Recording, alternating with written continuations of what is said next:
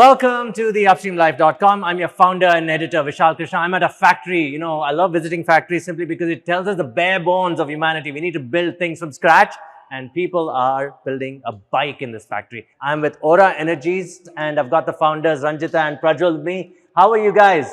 Great, Vishal. Yeah, thanks for coming in. Thank you so much. I've got my hands on this beautiful thing. It's called the Mantis. Yes. What do we do at Orxa? So, Orxa is a performance electric vehicle company. We build cool things like electric motorcycles. We also do a lot of work on aerospace and defense. But this is the bike that's just launched. We launched it last week and it goes at 135 kilometers per hour, 220 kilometers range, and generally a good fun bike. They're open for bookings. I'm going to check them out for sure. So enjoy this interview. Write to me. You know, questions always help. If you youngsters think about AI, this is beyond AI. It's about physics and chemistry, and that's what you're going to learn in this podcast. Thank you, guys. Prajwal, Ranjita, thank you for hosting me in your office. You know, I've been a fan of you guys for the last 5 years, but you've been doing this for 8 years now. Can't you believe this? Time flies, man. And what a beautiful baby we have at the background. Right? Thank you. For people who didn't know, that's the Mantis. And it's coming out next year, 2024, very soon. You'll see that on the website. But I want to go with the history, okay? You're a PhD, right? And you're a marketing person. How did you guys get together, man? We're married. Yes. So that helps, I suppose. So we've known each other since college. We are both engineers. Did you go to VTU by any chance? Yes. Yeah. Ah, that's how you met. Yes. We were in the same college in Bangalore in MBIT. And so we've been together since then. Okay. So we are both engineers by qualification. And I decided to take a more technical path, so master's and then my PhD, all in engineering. And I think she decided. I decided to leave engineering 4 days after my last engineering exam. And then and I went into sales. Correct me if I'm wrong. You went into sales in the pharmaceuticals industry. Yes. And how did that go for you? Quite good actually, because I had a very nice path. I was doing sales. I was traveling 200 kilometers a day. My territory was all of South India. Fantastic. In fact, I know this area very well, where we are right now, Bomsandra, because there are a lot of pharma companies here, and they used to be my accounts. So I used to roam around these roads 10 years ago. Then went to France to do my MBA. Around that time, he had just finished his master's, and he was doing his PhD in France as well. I joined a pharma company there. Nothing to do with pharma again. I was doing the CSR. I was doing marketing for the CSR. And then moved on to do internal audit, which has nothing to do with sales or marketing. And you went to a data company also. I went to Traction. So when I finished internal audit, I came back to India. With internal audit, it was great fun. Traveled something like 20-25 countries. So audited them, but also... How did you convince the techie to start up? How did you guys suddenly decide? Who decided that, okay, we're going to start up? That was on me. That's on him. That's on you? That's on him. That's on me. How did that happen? How did you just say that? Suddenly come back to India and say, let's do this? Do you want my version or his version? Both. Please. Go on. Let's see if they actually match with each other.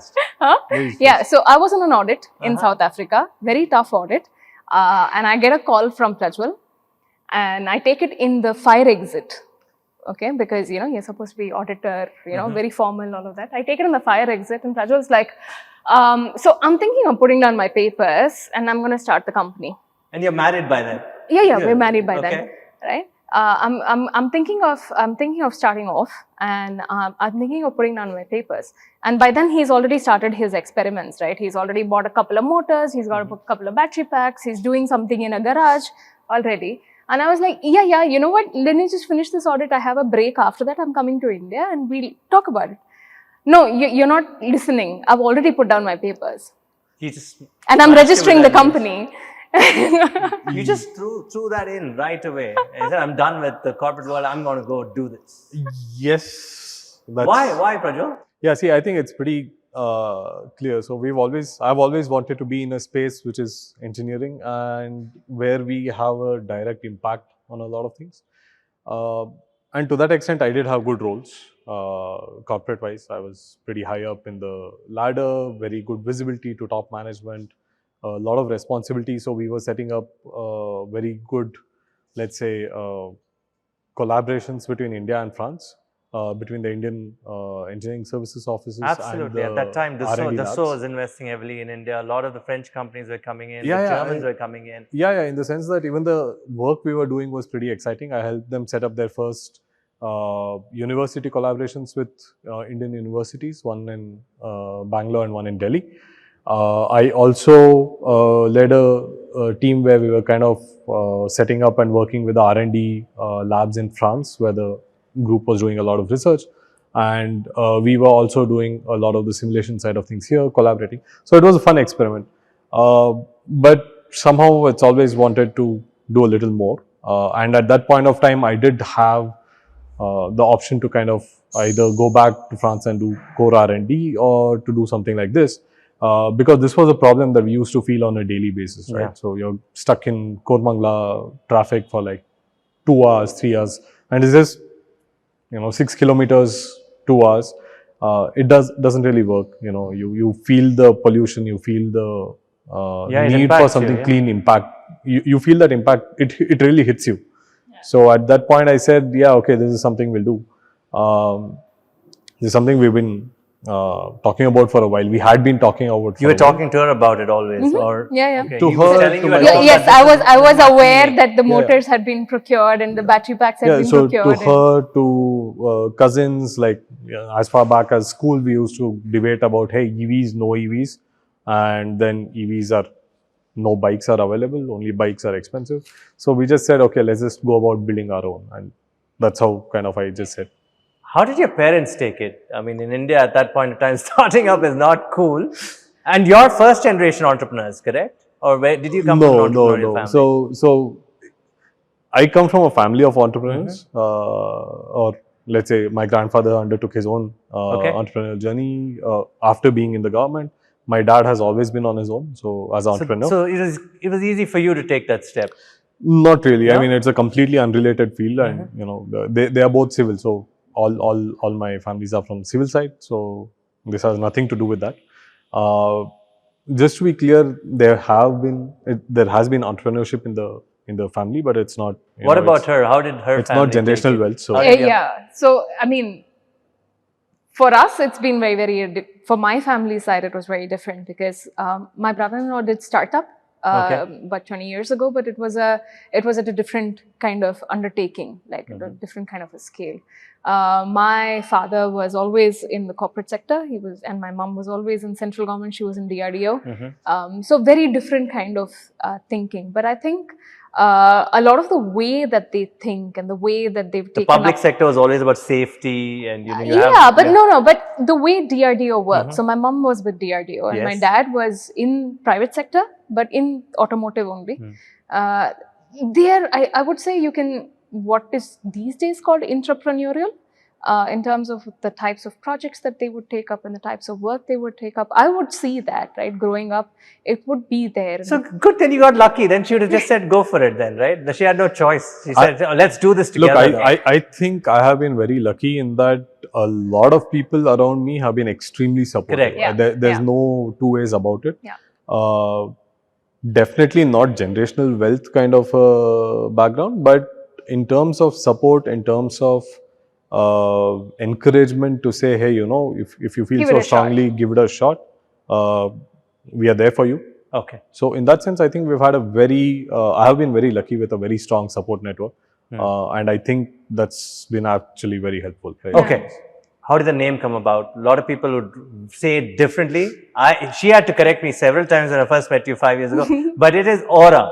Orxa. Correct? Orxa. Orxa. And the X is a Greek chi. Okay. It's because both Prajwal and our CTO Amradesh come from, I think, together about 35 years of simulations experience. Okay. So we went about doing. So we wanted the word energy in the space in the name. So we went about looking for the word. Then there was Icelandic, which says Orca is energy. Then we say that sounds too much like the killer whales. Yeah. So Actually, I called it Orca. Yeah. And then she said, no, it's Aura. Orxa. Yeah, so then we So we replaced replaced the K. that. So we took the K, we put a Kai over there. Kai is interesting. Yes. And you can pronounce it in a certain number of ways depending on which language. So we played around with a bit and we kind of settled on Orxa. Yeah. I did not want Aura because in India that has a very different connotation which has nothing to do with what we do. So I said, okay, Orxa is what we are going to go with, and that's kind of stuck. Okay, yeah, I'm glad. And it stuck for 8 years and it's now bloody getting ready for launch, right? And that's what I'm looking forward to. That's, I mean, the resilience for the last 8 years. All of us have gone through so much. In your case, you started out a Magdi Road in that, I remember those days, you had to physically carry that, Yeah, those bikes up the stairs in that small lift that could perhaps fit one person or something of that sort. It was a proper industrial location, no? Yeah. And that was on the first floor.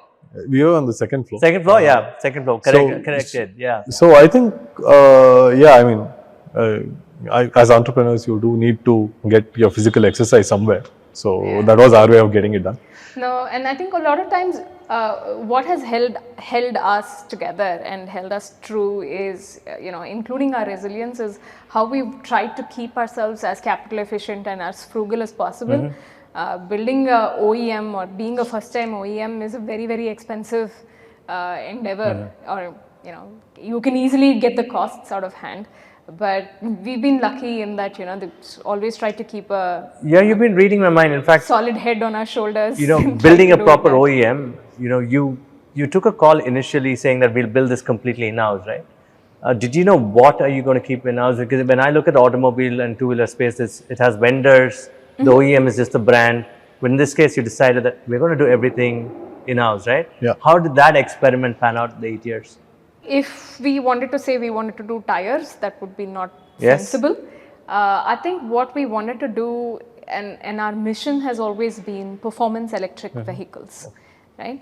And anything that is performance electric and vehicles. And whenever we talk strategy with Prajwal and Amritesh and the rest of the team and the team leads as well, when we talk about what we want to do, what we want to keep in-house and what we want to do outside, that always comes up in conversation. So a few things we want to keep in-house. So everything that say how the vehicle behaves, how the vehicle moves. So then that's vehicle design, vehicle engineering. How the vehicle performs. So that's core of that is the battery pack, and how the battery pack is maintained, kept cool, gives out the power and energy that it needs to. And of course, everything that's the electronics around it. So vehicle design, vehicle engineering, power electronics, and low voltage electronics. These are things that we wanted to keep in-house. Other things, of course, there are enough and more. India is one of the largest auto comp countries. Absolutely. The tires, the shocks, I'm sure, everything. I mean, we have the top of the top working in the country, and we work with them. Okay. 85% of it is localized. It is a made in India product, or higher if you design 95%. Yeah. What would be the localized product here, and what would be the imported component? Let's make that easier. That's the one that's most difficult. Could it be a possibility that we could manufacture these things internally in India, or should we continue importing them? So I think a few of the components India is getting there. Of the few components that are left where we don't have a local source, these are highly customized, highly precise components that need to be made.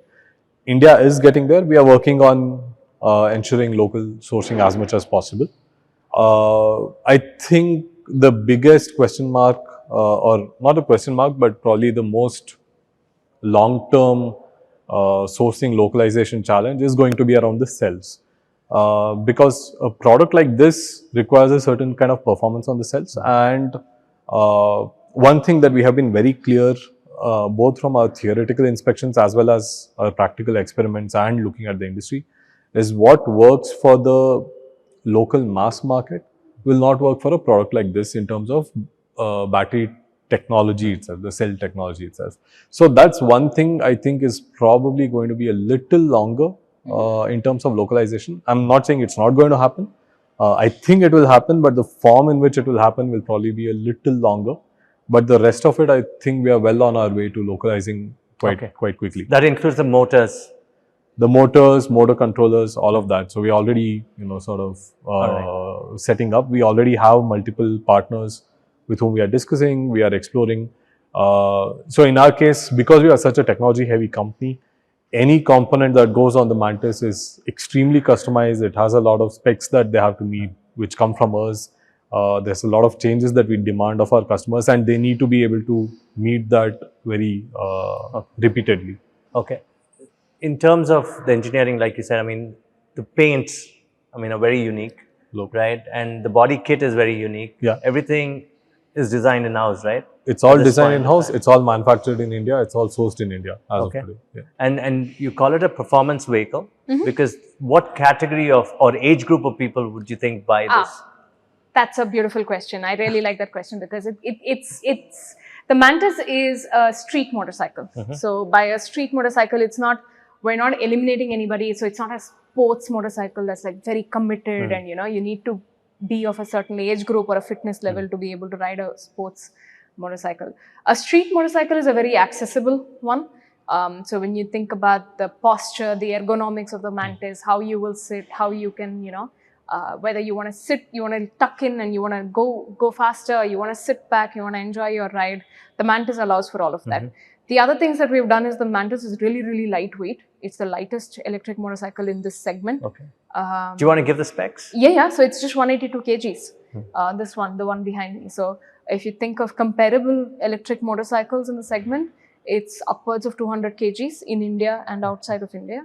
An equal IC engine motorcycle will be, on the upper side of 175 kgs. So 175 kgs or around that. So we've come very, very close to being as close to a IC engine motorcycle. It's the batteries that make it heavy, right? Or what makes a lot it of it heavy, is the right? batteries. Yes. A lot of it is the batteries, and a lot of the innovation that the team has done is actually around making the battery pack even lighter than what it is. So I think in the age group and the category, so we're talking about aspirational riders, the growing segment of this 200 to 500 cc space. If you see, there are a lot of young people, very aspirational riders who want to access this, who want the speed, who want the thrill, but primarily using it for the city, but they want that opportunity to take it outside the city whenever they can. This is a great thing, right? I want to go into tech.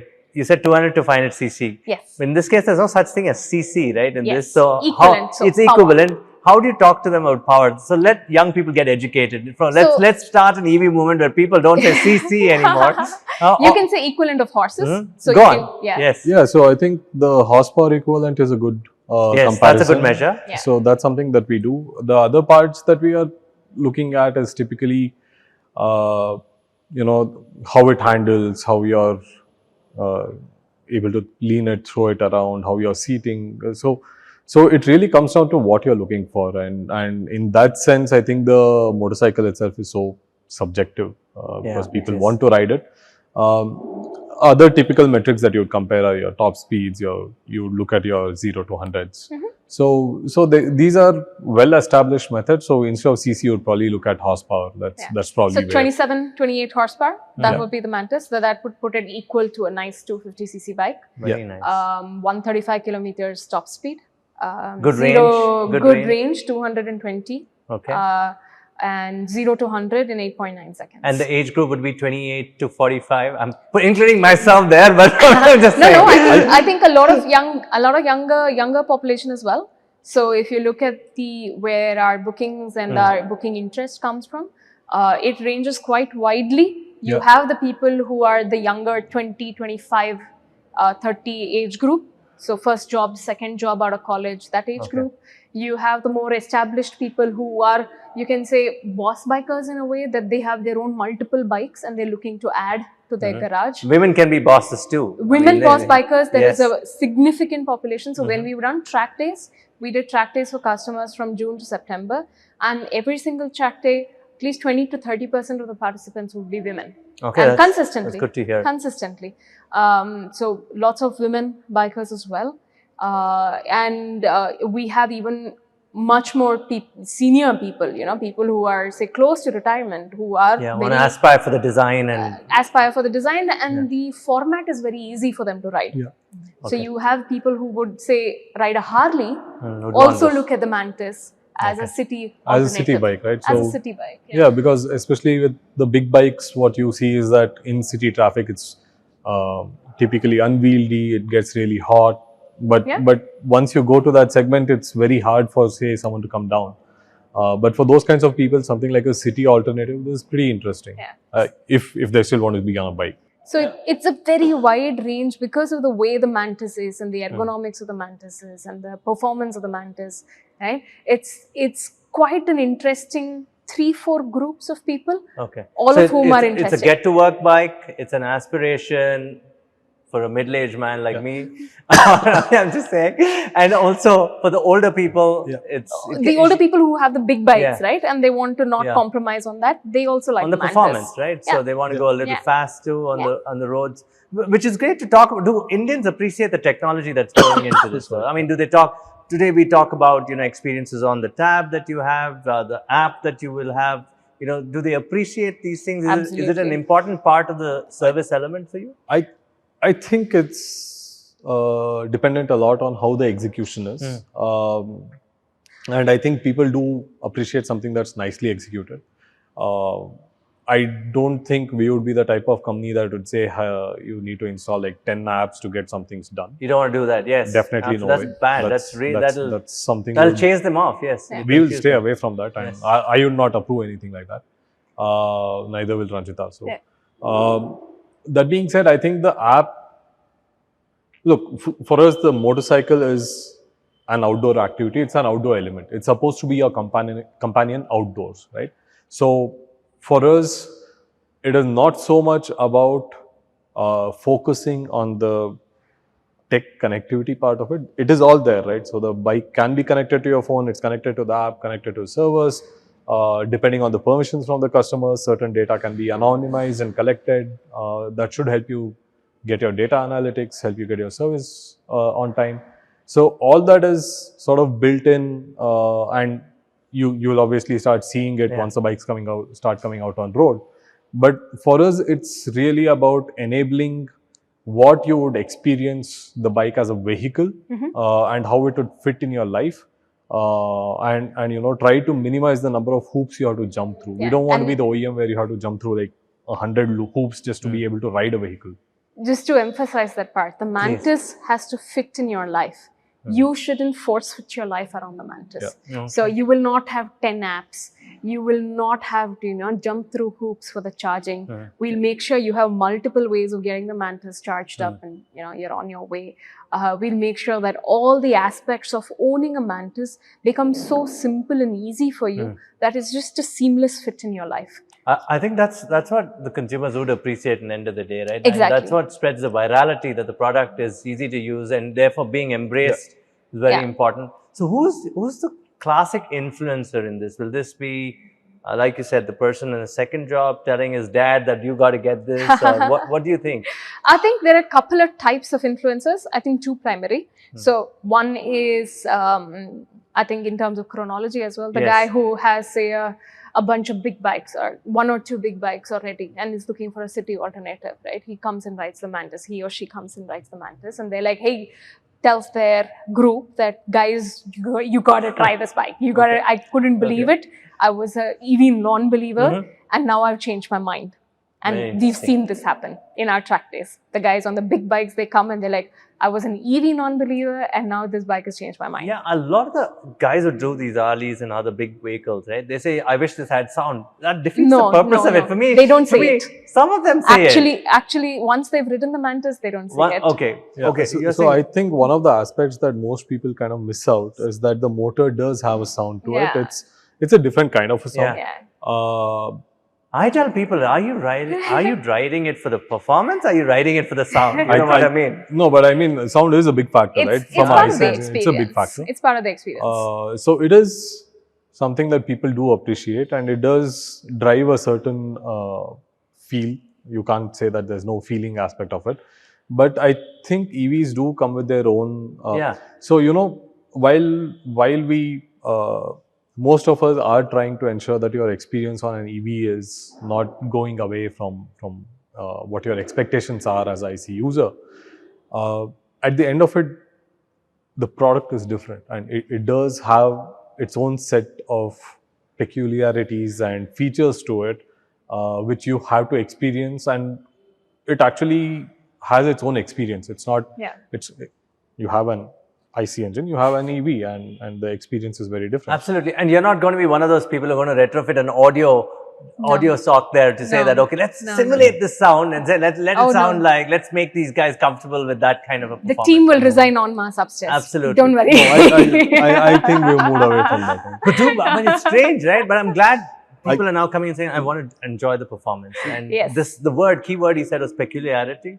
See, it's a very simple thing, right? If you look at, you always have these group of people who miss the older bikes where you could feel the thump, feel the engine shaking, and you know, there is a certain nostalgia and a certain feel of being able to feel the vibration. But if you look at the newer IC engine vehicles that are coming out, there also everything is smoothed out. You don't feel the engine anymore. Engines are quiet, engines are non there, and you do want a vehicle which doesn't have, which is not shaking every time you stop. But on the EV, that inherently that vibration doesn't exist.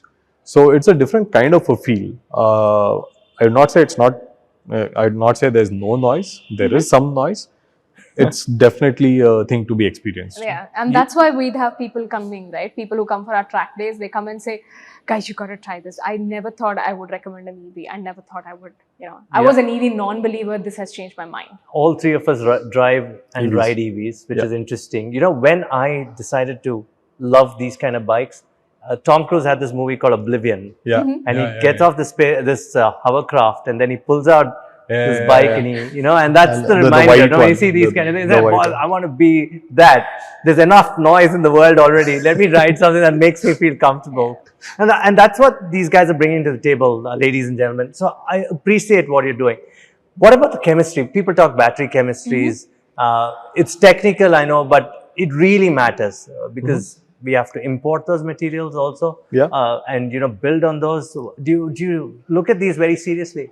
We do in so many levels, right? So the first is obviously we are building a product which has a certain set of requirements, right? And that drives a lot of decision making. So any chemistry that we choose actually has to meet that requirement. There's no point choosing a suboptimal chemistry when you are not able to meet that requirement.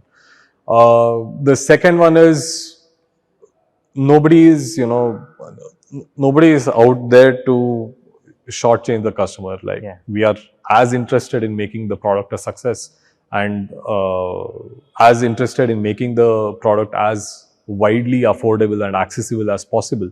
So we are also on the lookout for what makes sense depending on where we are, how quickly we can get it, what are the resources available. I think thirdly, as a company, sustainability is a big driving factor for both of us and for most of our teammates as well. And this is shown in what we have done in the office as well, right? So from that perspective, we are also aware of what goes into making the chemistries or getting the chemicals that are accessible, what is available locally, not available. So we do have those considerations and we do work with a lot of partners at various levels, some very early stage, some late stage, some top level partnerships. But it's definitely not as simple a choice as saying, hey, this chemistry is the only one, this chemistry is not the one. Safety and performance are only two of the axes. There are probably about 10 other axes that we look at. Prajwal, we're talking about the energy movement. Now we talk battery chemistry, but I'm more curious about where's this energy movement going? Every day I look at the press and they say biofuels. And biofuels is coming back after 7 years in the boondocks suddenly, Well, I mean, people get confused. And then there's suddenly a minister in the center shows up in a hydrogen fuel car coming from a Japanese OEM because they're promoting hydrogen. Right? So people will be saying, where is this going? EV or ICE or, will it be hydrogen? What are your thoughts? I think going back to our origin story, right? One of the biggest things that we felt that we actually feel an impact on is pollution, right? So from that perspective, move towards clean energy sources or clean fuels or, emission-less vehicles and transport. That is absolutely key. Personally speaking, I'm definitely not one to say that, this is the solution or that is the only solution. I'm very clear that there is the solution to our whole problem of clean transportation or cleaning up the transportation network, and the energy source has to be a mix of energy sources. It cannot be dependent on one. But I also do hold something very dearly, that's you are talking about impacting lives of billions of people, right? 7.5 odd billion Yeah. people on Earth. Transport is a segment that touches each and every one of them in one form or the other. I don't think it is realistic or even aspirational to say that you are going to do this overnight. Yeah. That's not Yeah. possible. Yeah. I am very clear that multiple sources of energy, so what they call as energy mix, so renewable plus non-renewable plus nuclear plus bioethanol, all of it needs to be emphasized, and I think the government has been very deliberate in the way it's promoting these, and I think that's something I'm very happy about. Electric vehicles is by far the cleanest way of getting around, right? Yeah, and the most efficient. and the most efficient compared Just to in an terms IC of engine. how, like, one I unit agree. of fuel energy converted to That I a agree. kilometer Yeah. of movement. And our solar renewable energy in terms of solar is growing. So combine the two, it is the cheapest Yeah, and the cleanest, like you said. See, I mean, as a technical guy, I usually tend not to focus too much on the cost side of things. But for me, the problem, I think Ranjita has a very big thing that she says every time when we are having our team discussions, which is to keep the main thing, and that's the hard thing to do. We are talking about combating pollution. We are talking about ensuring that the climate remains clean, and emissions are a big part of that.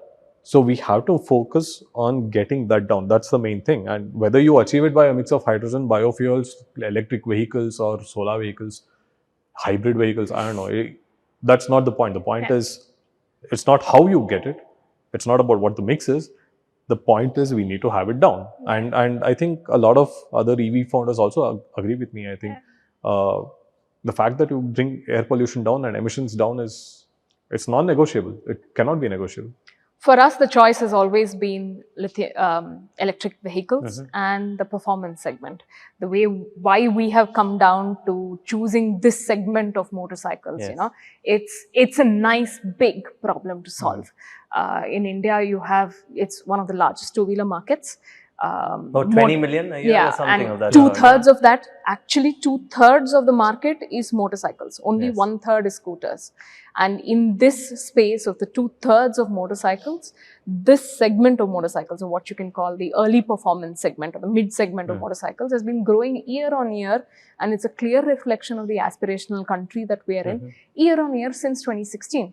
Right? So for us, if we have to target tomorrow's problem and make it like a seamless change into something that's not just clean, but also something that meets their aspiration, right? Just because you want to be clean doesn't mean I should go slow, that I should not meet my aspiration, that I should not reflect the lifestyle that I want to choose, right?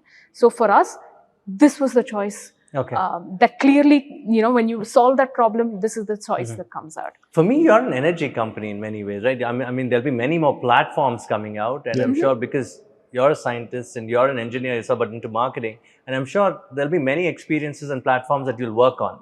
And I agree with you. It can be a hybrid of many things. But what would the public want? Do you think the public should care about where the energy movement is going at all?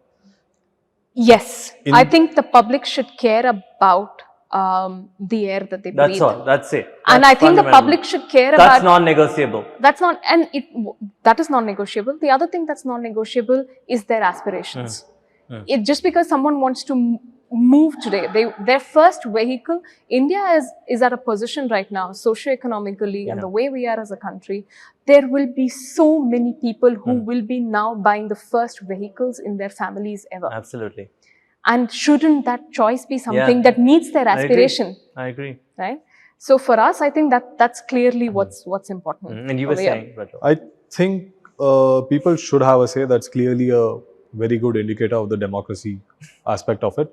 So people should have a say in how the government's energy policies are driven towards clean futures, obviously. But I don't know whether... I think I'm seeing a lot of these days. There are a lot of debates around this is the only solution. That is there the is only no one solution. size fits it's happening. It's happening that way. Yeah, and I think that is a debate. I think that's pointless because then we don't arrive at any conclusion or agreement, and we hinder progress. Yeah. I think I would like to see public debates which are a lot more inclusive and solution oriented, rather than saying, option A is the way to go, option B is the way to go. Okay, as founders, you're already looking at things like battery recycling. Yes. Yeah. I mean, we could start with the customer experience, but I'm very curious about battery recycling. Is that something that India has to look at very seriously? It is. Very, very seriously. Right? Battery recycling is something, not just recycling. So you should start with battery second life. Reuse in a second life. You should start with battery reuse, so that life of that battery that can be used in a stationary application after the automotive use, that's longer. So the total carbon footprint of that battery itself can be reduced by more than 40% more, right? And then recycle.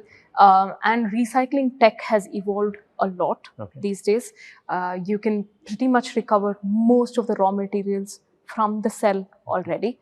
And I think what we are now focusing on, and as a company, for us, even strategically, the partnerships that we're building out. So we're already tied up with a company called Noonam, which does second life and then recycling of battery packs. That's an Indian company? It's an Indian company. And what's really important is that this material is going back. So focusing on that circular economy itself, right from the design stage. Right? Okay. This is something that's extremely important to us. All right. Okay. So that's been planned out. No, it's built into the design. It's built in the design of the product. It's built into the design of the product. Yeah, and I think the government also has certain policies directed towards this, and that are encouraging this. So I think the government is moving in the right steps in that aspect, right? And it's a great business opportunity. Any young startups listening to you right now, they should definitely pick that up. The battery recycling business? Yeah, absolutely. Absolutely. Yeah. I mean, in terms of scale, what are we talking about? 100,000 to 1 million plus bikes, 2 million plus bikes or scooters, and therefore it's a great market to be in. It's a great market to be in. If you think about it, in the commuter segment, upwards of 70-80% of two-wheelers can be already electrified, especially in the fleet operators, delivery operations. That's huge. That's a big segment. That's huge, and already the economics of that works out very well for it to be electric. So that many kilowatt hours per vehicle into that many vehicles. This is not like an old laptop where you throw it at home or something of that sort, right? Yeah. It doesn't work that way. That's one segment. Performance electric vehicles, you can easily consider 20 to 30% will be electrified in the next 5 years. So you're thinking 70 to 80% in the commuter segment can be electric in two-wheelers, and 20 to 30% in the performance segment can be electric in the next 5 years. Great, there you have that's the size of that business. I really want you to grow and fund such a startup. Okay, that is my thought process, Ranjita. Prajwal, going back to the engineering and the technology, there are a lot of German vendors I talk to in the technology space, automotive technology. They talk about something called AutoSAR, if you remember. It was very big, the middle layer that allows performance to get better, right? Yeah. Do you build your own middleware, or do you work with vendors to do that, which improves battery performance, microcontroller performance, managing of data? How do you do that? So we do have our own systems built in house. So we do have our own tech stack that's already built out. Okay. We do adhere to standards wherever applicable, to the extent applicable, as long as we are able to. We are always trying to exceed the standards that exist, where we do follow them. And in terms of interoperability, etc., some cases we are interoperable ready, and in some cases we are not. That's part of evolution anyway. But yeah, to answer your question, we do have a lot of systems that enable us to ensure the best health of the vehicle over its life, and the batteries over its life. We do want to ensure that whatever software we'll be pushing out to the customers will be thoroughly, sort of tested. So in that sense, philosophy-wise, we are a little, let's say, a little old school as compared to the modern guys. So we don't believe in, pushing out something over the OTA very often. Very often, yeah. So we don't want to do that. Okay. Because this is hardware at the end of it. There has to be a certain amount of stability in this. And that's where we are. But we do have stuff. And more important, of course, is while we do have the capability to build all of this and deploy all of this, we do very strongly believe in privacy and consent. So these things will only be accessible to people who sign up for it, right? It's not something that's going to be sort of pushed down on you as a mandatory. I got it. For the software geeks, how many lines of code does does a bike like this have? Because they say, I mean, automotive cars have millions of lines of code. Millions. My team has pretty much kept me out of that loop for a long time now. I don't But get do you want to open up the platform to others to develop, build on top of it? Yeah, do you think so? yeah, sure. We would be open to it. We do have certain things where we collaborate with other vendors. We are definitely not an isolated player. We do have a lot of partners, even on the tech side. But for the geeky part of it, as to how many lines of code, wrong person. For sure, I'm sure. Wrong person right now. But there'll be millions for sure. But this is a very connected vehicle, right? It's not like your. But it's not in your face connected. Yes. That's something that we're trying to do very differently. It's connected, but it's not going to be in your face connected. It's a motorcycle. It's not like a motorcycle. Phone. I got that. It's not an iPhone on wheels, but it's a motorcycle to be experienced as a motorcycle. Absolutely. Now going into my pet peeve with all these, data, AI, the AI will solve everything. I mean, what is the functionality of AI for you as an organization? We do use AI in our work. So I'm sure we are not the only startup, but we are using whatever developments in AI are coming. It brings us efficiencies, it brings us operational improvements, it brings us better quality in terms of coding, software development, shorter life cycles. So all those typical advantages are very high. I myself have used a few AI generations in some of my presentations of late. So in that sense, whatever advantages AI brings on the softer side of things, that's definitely there. But there's always a but. There's always a but, yes. It's hardware, and as any hardware does, there's going to be some very specific characteristics that are limited by physics and chemistry. And I think anyone promising that AI can bring improvements in all of this on an existing system, as long as they're talking within the realm of physics and chemistry and maths, it's okay. It's okay to listen to that and explore it. Yeah. But if someone comes and tells me that something that's 200 kilometers today is tomorrow going to become 500 kilometers just by putting AI on it, that's a lie. No. That's a lie. That's a lie. That's a flat out lie, right? A hardware system is a hardware, and it has to survive for a certain period. It's a platform, and it does have constraints. It has very hard constraints that will not change no matter how much software you put on top of it and how many layers of AI you build on it. That's not going to happen. Okay. From the technical side, I want to move to the customer service. For the longest time, I've been writing, retail has sucked in customer service in India. And I know startups find it even harder, and we discussed this previously. Yeah. How should we fix this problem? I've seen, I use two great EV products. Yeah. The moment they start expanding, they suffer with customer service. It's not their fault, but you made a valid point. Very difficult to train. And mistakes do happen. Where do we fix this? See, I'm not going to say that we have fixed it already, but we have some certain thoughts in which we want to do. And all of this comes from our own experience. One, we hire only bikers, so we know what their experience is as bikers. Two, we have been riding EVs since as far back as 2016.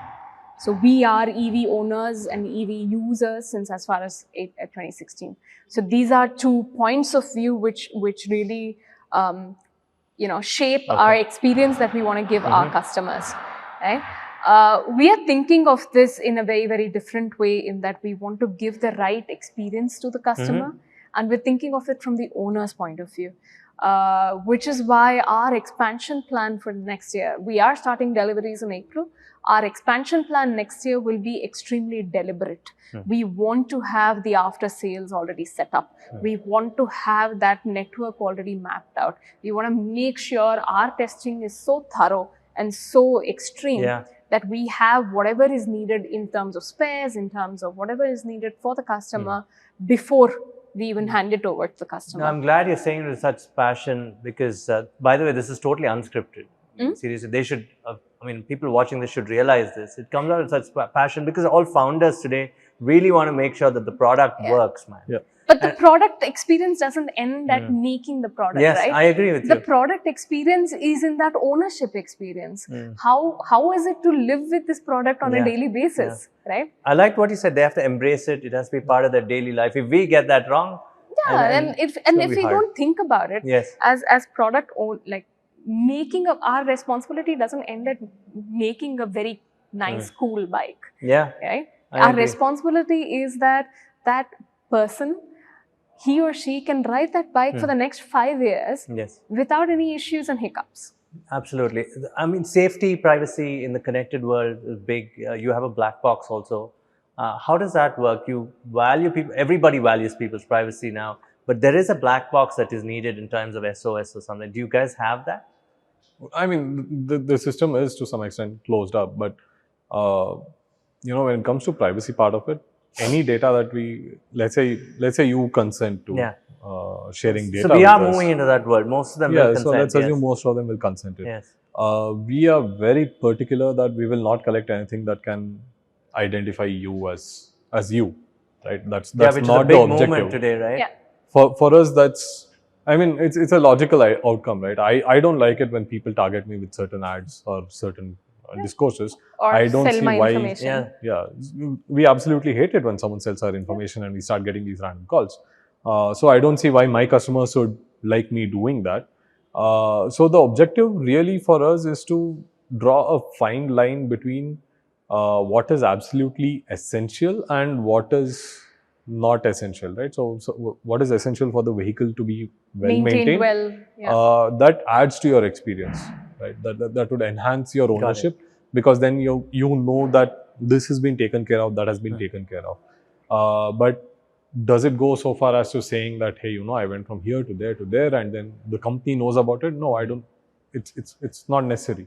So we are trying to walk that balance, and I think that's a big challenge for any connected mobility sector today. I just want to know, you guys are a young startup, and do you see the large powers to be telecom operators, the OEs, the brands saying that, oh, we're a connected world, let's be an ecosystem, share data with us? Do you want to get into that, or just say we're just manufacturers, we want people to enjoy a bike, and rest the data should be private? I think it comes down to what you're doing with the data, right? I mean, if you're telling me that you're going to take my customer's data and going to harass him on a daily basis by calling him with new offers or whatever, then no, then I'm not interested in working in that.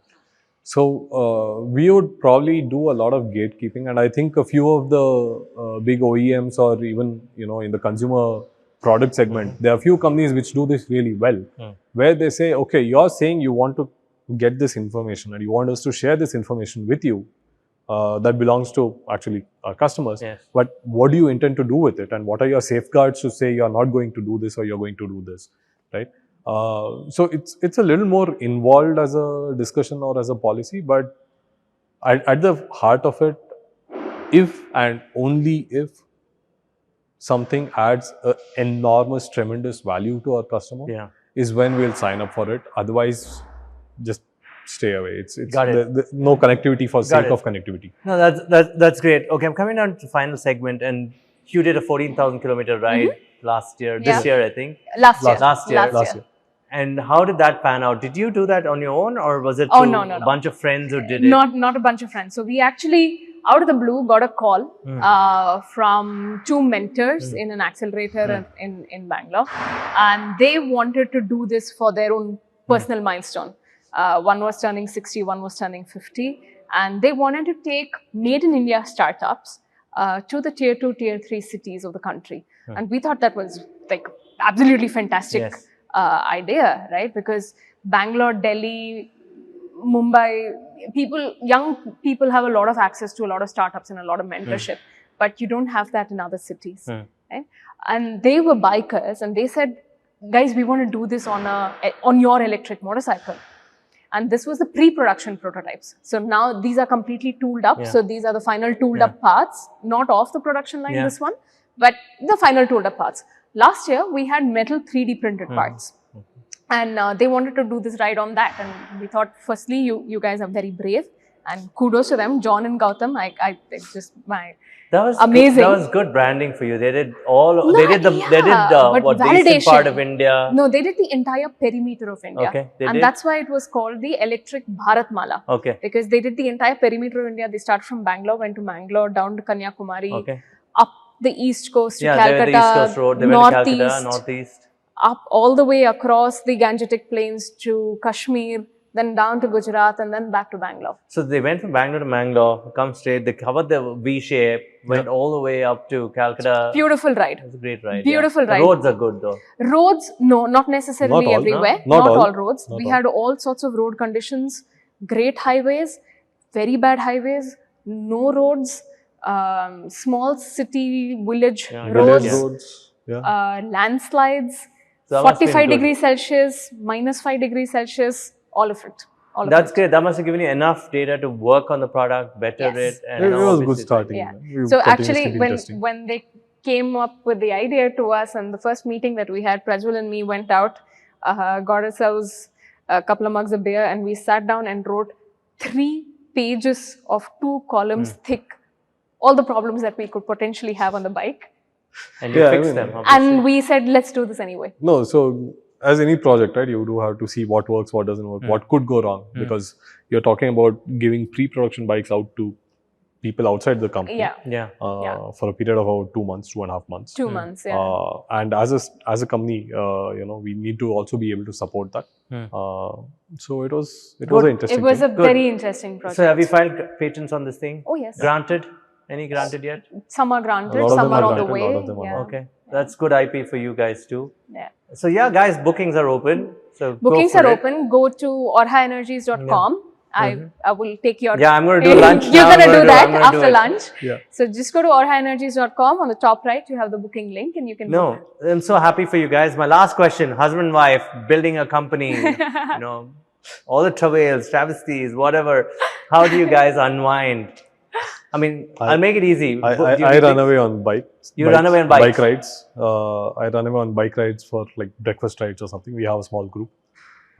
So that's pretty much the unwind. And every once in a while we do take So our which breaks. bike? You take this off, right? You have a special version of this, I'm Not sure. yet. Not yet. Not yet. Yeah, soon I think you will take one. Okay. So you're out of the city going around and do you read? For me, it's more, books, music, friends, family, a lot of that. What yeah. are you reading? Right now, I'm trying to read a couple of books. One is something called as The Indians. Okay. That's something I'm trying to read. I read a lot of like history of fashion, history of design, things like that. Very, very odd. No, it's good if you work on this. Yeah. Fashion And for sure. very, very wide-ranging music taste. Okay. Yeah. Recommendations from you, movies or music or anything, technical papers even, anything. Movies. I'm a movie buff, so I watch a lot of movies. Automotive, I think, fictionalized the Ford versus Ferrari was quite a bit of fun. Yeah, it is a lot of fun. I know there's a lot of creative liberty, but it's still fun nevertheless. I think the one with Jennifer, which one was that? Joy. Joy, where she sells the mops and goes, that one. That movie was absolutely fantastic to watch. Lamborghini was is that interesting. good? Yeah. Okay. Yeah, I mean, so I watch a lot of different language movies. So No, good. That's good to keep you I'm guys not particular about Hollywood per se. So it's good to know that, see, people listening to this, founders need to unwind, and that's very important. But this is your baby coming out in April, would you say? Yes. Yes. April to customers, yeah. So great. Thank you, Ranjita, Prajwal. Thank you. Thanks. Thank you so much. Thanks, Vishal. Thanks. Thank you so much for Thank you. coming down and seeing our units.